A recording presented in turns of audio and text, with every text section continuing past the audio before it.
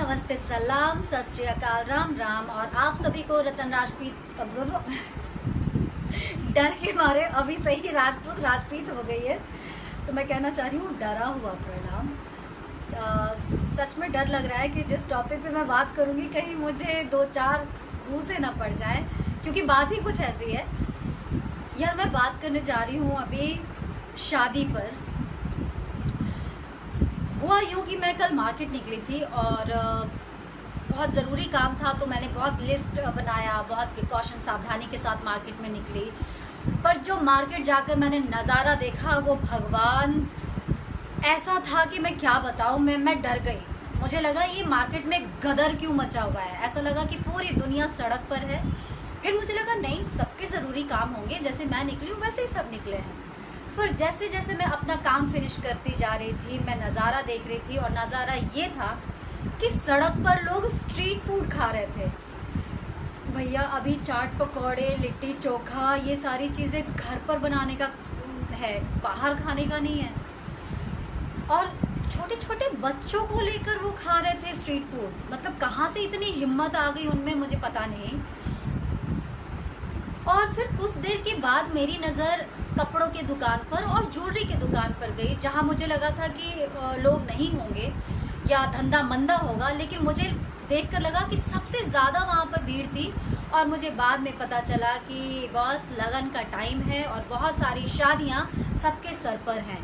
कई घर ऐसे हैं जहां पे लड़के और लड़की की शादी है और कैटरर को पैसा दिया जा चुका है, हॉल बुक हो चुका है और रिश्तेदारों में कार्ड्स छप के जा चुके हैं, तो कुछ भी टल नहीं सकता, रीशेड्यूल नहीं हो सकता। इसलिए तैयारी जोर शोर से लग पड़ा है।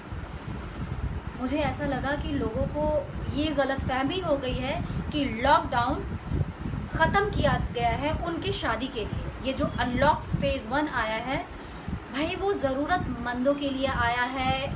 इकोनॉमी को देखते हुए कुछ हम काम करना चाह रहे हैं इसलिए आया है, या बहुत सारी छोटी छोटी प्रायोरिटी जो है काम की, उसके लिए मुझे अनलॉक फेज़ 1 समझ में आ रहा था।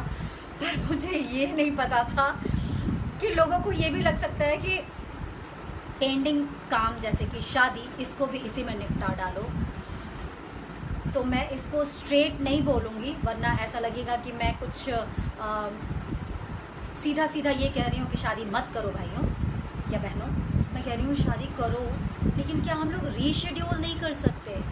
क्या ऐसा नहीं हो सकता कि इतने बड़े इवेंट को थोड़ा सा हम पोस्टपोन कर दें और बाद में सोचें कि 6-7 महीने रुक जाएं, उसके बाद कर लेंगे?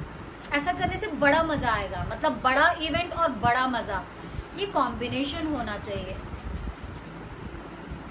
इतने बड़े इवेंट में अगर थोड़ा भी हमने सावधानी नहीं बरता या चूक गए सावधानी बरतने से, तो बड़ा इवेंट बड़ा बवाल ला सकता है।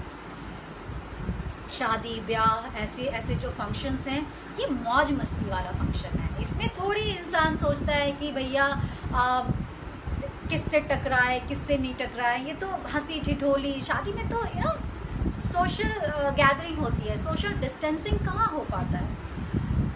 और मुझे लगता है ना कि शादी में अगर आप थोड़ा अभी इंतज़ार का मज़ा ऐड कर दो।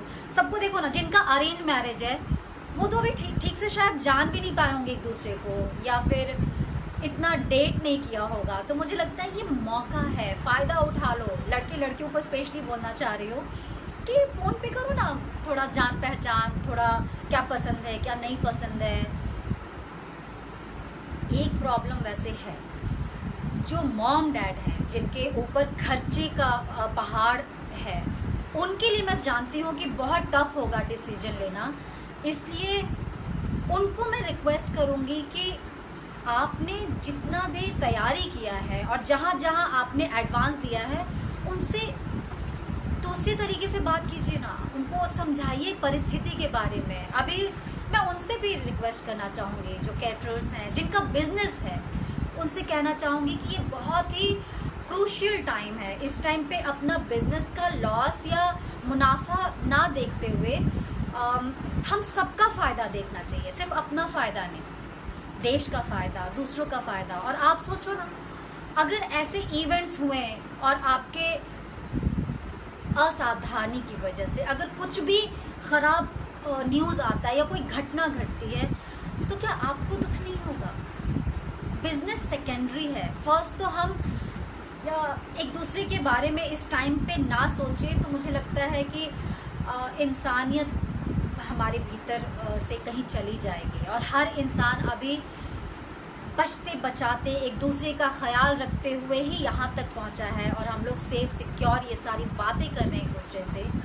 तो मैं रिक्वेस्ट करूँगी उन सभी फैमिली मेम्बर्स को जिनके घर में शादियाँ हैं कि रीशेड्यूल के बारे में सोचें।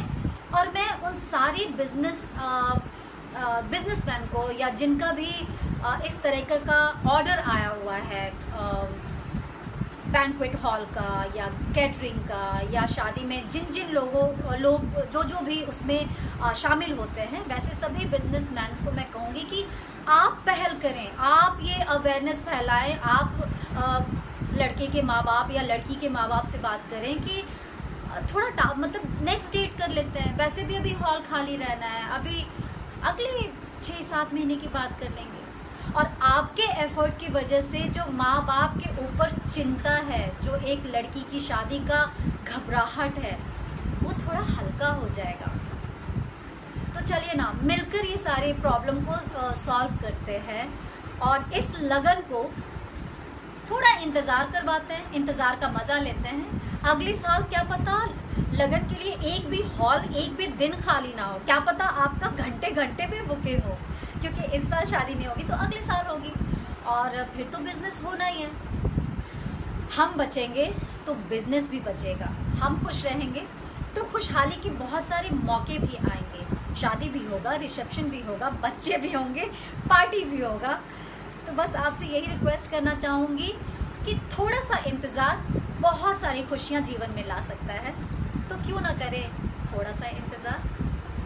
तो मिलकर इस टाइम को खुशी खुशी बिताने के लिए हम एक दूसरे का साथ बनते हैं और फिलहाल बिजनेस को पीछे और इंसानियत को आगे करते हैं। बस इतना ही छोटा सा रिक्वेस्ट लेकर रतन राजपूत आप सबके सामने आई है। आई विश कि इस बात को आप सब समझें और एक दूसरे से शेयर करें और इस पर कुछ डिसीजन लें, क्योंकि लगन का टाइम खुशहाल ना होकर ख़तरनाक हो सकता है, ऐसा मुझे लगता है। आपको क्या लगता है? प्लीज़ आप लोग भी शेयर करें और अगर मैं सही हूँ तो मेरा साथ दें। राम राम, जय Bharat. In advance thank you so much मेरी बात को मानने के लिए। मैंने भी शादी के लिए बहुत इंतज़ार किया है, अब तक कर रही हूँ और बिलीव मी बहुत मज़े से कर रही हूँ।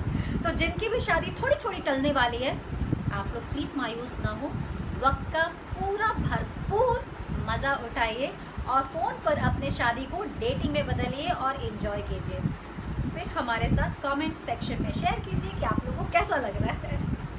बस फिलहाल इतना ही, दूसरी रिक्वेस्ट के साथ जल्दी आऊँगी, तब तक के लिए राम राम। और आप सभी को आप सबकी होने वाली शादी के लिए बहुत बहुत बधाइयाँ।